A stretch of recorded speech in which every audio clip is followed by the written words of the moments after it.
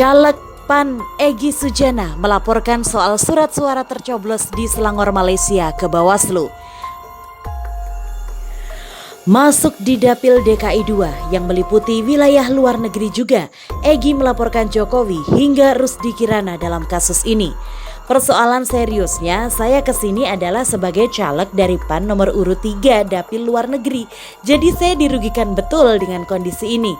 Punya hak hukum saya mempersoalkan ini, ujar Egy di kantor Bawaslu Jalan MH Tamrin, Jakarta Pusat, Jumat 12 April 2019.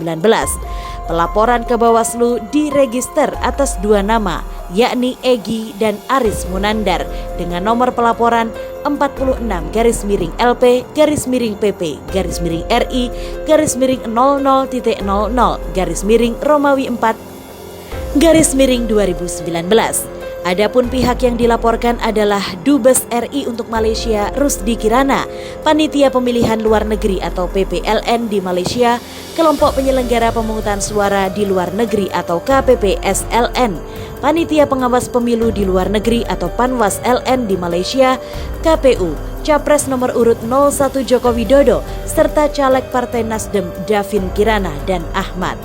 Adapun pihak-pihak tersebut dilaporkan atas alasan dugaan jual beli suara, kelalaian dari penyelenggara pemilu, serta diduga ada upaya kecurangan yang terstruktur dan sistematis.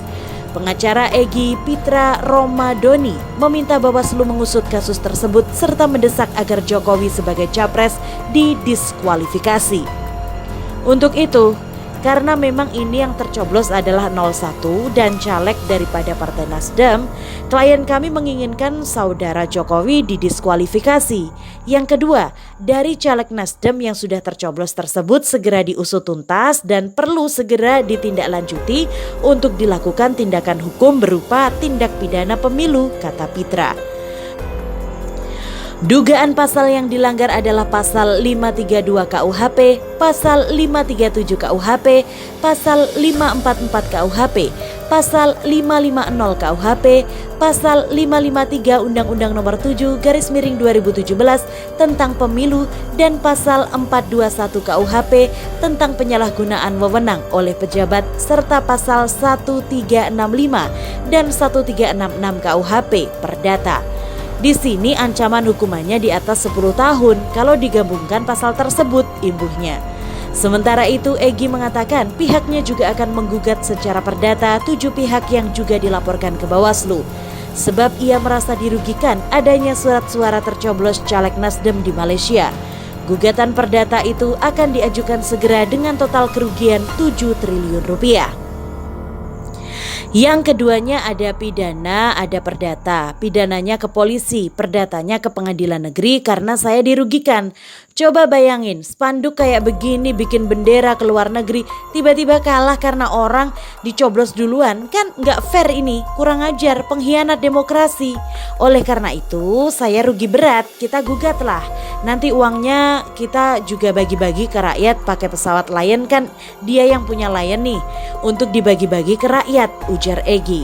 Seperti diketahui, Ketua Panwaslu Kuala Lumpur Yaza Azahra Uliana sebelumnya menerima aduan soal penemuan surat suara tercoblos.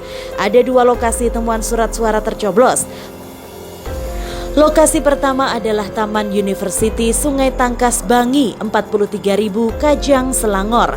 Di lokasi tersebut ditemukan surat suara dalam bag diplomatik, kantong plastik hitam, dan 5 karung goni dengan tulisan Pos Malaysia.